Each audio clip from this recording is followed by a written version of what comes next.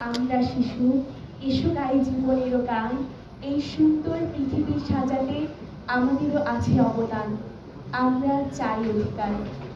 ধন্যবাদ মাননীয় সভাপতি, আমাকে জাতীয় জন্ম ও মৃত্যু নিবন্ধন দিবস 2024 উপলক্ষে আলোচনা সভায় কিছু বলার সুযোগ প্রদানের জন্য। আজ আমাদের প্রতিপাদ্য নির্ধারিত হয়েছে জন্ম মৃত্যু নিবন্ধন আনবে দেশে সুশাসন। এখন আমরা যদি এই সুশাসন শব্দটির দিকে লক্ষ্যপাত করি, সুশাসন দেশে তখনই আসবে যখন আইনের অনুশাসন আমরা সঠিকভাবে মেনে চলতে পারবো। এবং আইনের অনুশাসনের রয়েছে দুইটি দিক, একটি হচ্ছে আইনের প্রাধান্য, আরেকটি হচ্ছে আইনের দৃষ্টিতে সকলের সাম্য। এখন আমরা সকলেই জানি 2004 সালে বাংলাদেশের সরকার জাতীয় জন্ম এবং মৃত্যু নিবন্ধন নিয়ে একটি আইন প্রণয়ন করেছে। অর্থাৎ আইন যেহেতু সর্বজনীন এবং সকলের জন্য প্রযোজ্য, যেটি আমরা উড্রো উইলসনের সংজ্ঞা থেকে জেনে থাকি আইন সম্পর্কে, তাই এটি আমাদের সকলকেই মানতে হবে। প্রথমে আমরা যদি জন্ম নিবন্ধনের দিকে আসি, তাহলে আমাদেরকে অবশ্যই 45 দিন না হলেও 18 বছরের মধ্যে কিন্তু অবশ্যই জন্ম নিবন্ধনটা করতে হবে। এর ঊর্ধ্বে যদি আমরা যাই তখন কিন্তু আমাদেরকে অতিরিক্ত 50 টাকা ফি বা আরো কিছু ঝামেলা সম্মুখীন হতে পারি আমরা। এবং আমি মনে করি এই জন্ম নিবন্ধনটি বাবা মায়ের পক্ষ থেকে তার সন্তানের জন্য একটি আইনি উপহার অথবা আইনি দলিল। কারণ যখন একটি শিশুর জন্ম নিবন্ধন হচ্ছে না, আগেকার সময় আমরা দেখেছি আগিয়া কিংবা মুখে ভাত অনুষ্ঠানে তাদের নাম দেওয়া হয়েছে, কিন্তু যখনই তারা আইনি সহায়তা নিতে গিয়েছে তখন কিন্তু তারা আদতে আইনের দৃষ্টিতে অদৃশ্য। তারা যে বাংলাদেশের নাগরিক, তাদের বাবা মায়ের পরিচয়, এই দিকটাকে আমরা সুনিশ্চিত করতে চাই বলেই কিন্তু জন্ম নিবন্ধনের বিষয়টি আমাদের সামনে এসেছে। এখন জন্ম নিবন্ধনের প্রয়োজনীয়তা কি?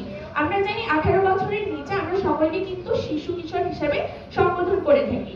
যখন 18 বছরের নিচে কেউ কোনো অপরাধ করবে তখন কিন্তু আমরা সেই বিচারের আগে তার জন্ম নিবন্ধনটি দেখে তার বয়সটি সুনিশ্চিত হওয়ার পর তারপরে কিন্তু তাকে বিচারটা দেব। কিন্তু এক্ষেত্রে যদি তার জন্ম নিবন্ধন না থাকে তাহলে কিন্তু বিষয়টি আমরা সুন্দরভাবে সমাধান করতে পারবো না। দ্বিতীয়ত, আমাদের দেশে বাল্য বিবাহের একটি প্রথা চলে আসছে। যখন আমি বাল্য বিবাহ প্রতিরোধ করতে যাব, জন্ম নিবন্ধন থেকে কিন্তু আমাকে অবশ্যই বয়সটি সুনিশ্চিত করে দেখাতে হবে। এছাড়া আমরা বিদেশ ভ্রমণ, বিনোদন বা অন্যান্য যে কোনো কাজে বিদেশ ভ্রমণ করে থাকি, তো সেই ক্ষেত্রে আমাদের পাসপোর্টের জন্য কিন্তু জন্ম নিবন্ধন অবশ্যই প্রয়োজন। তাই আমি চাই আমাদের সকল বাবা মাই যেন সচেতন হয় জন্ম নিবন্ধনটি করার প্রতি। এরপর আমরা যদি মৃত্যু নিবন্ধন নিয়ে আসি, তাহলে আমাদের জনসংখ্যা বিষয়ক একজন বিশেষজ্ঞ একে নুরুন নবী তিনি বলেছেন, একটি দেশে যদি জনগণের গতি প্রকৃতি জানতে হয় তাহলে আমাকে অবশ্যই মৃত্যু নিবন্ধন করতে হবে। আমাদের দেশে প্রায়শই দেখা যায় যে উত্তরাধিকার সূত্রে যদি সম্পত্তি পাওয়ার কোনো ব্যবস্থা না থাকে বা পেনশন পাওয়ার কোনো বিষয় না থাকে তাহলে আমরা মৃত্যু নিবন্ধনটা কিন্তু করে থাকি না। কিন্তু শুধুই কি মৃত্যু নিবন্ধনটাই উত্তরাধিকার বিষয়ে প্রযোজ্য? না, বরং এই যে সুশাসন আমাদের দেশে যে গণতান্ত্রিক দেশ, সেখানে কিন্তু কিছুদিন পরপরই আমাদের জনপ্রতিনিধিত্বমূলক শাসন ব্যবস্থার উপলক্ষে নির্বাচন অনুষ্ঠিত হয়। অনেক ক্ষেত্রে আমরা প্রত্যক্ষ করে থাকি একজন ব্যক্তি যিনি কিনা মারা গিয়েছেন, মৃত্যু নিবন্ধন এই কার্ডটি না থাকার কারণে তার নামে কিন্তু অনেক জাল ভোট দেওয়া হয়ে থাকে, যেটি কিন্তু কখনোই একটি দেশের সুশাসনকে নিশ্চিত করতে পারে না।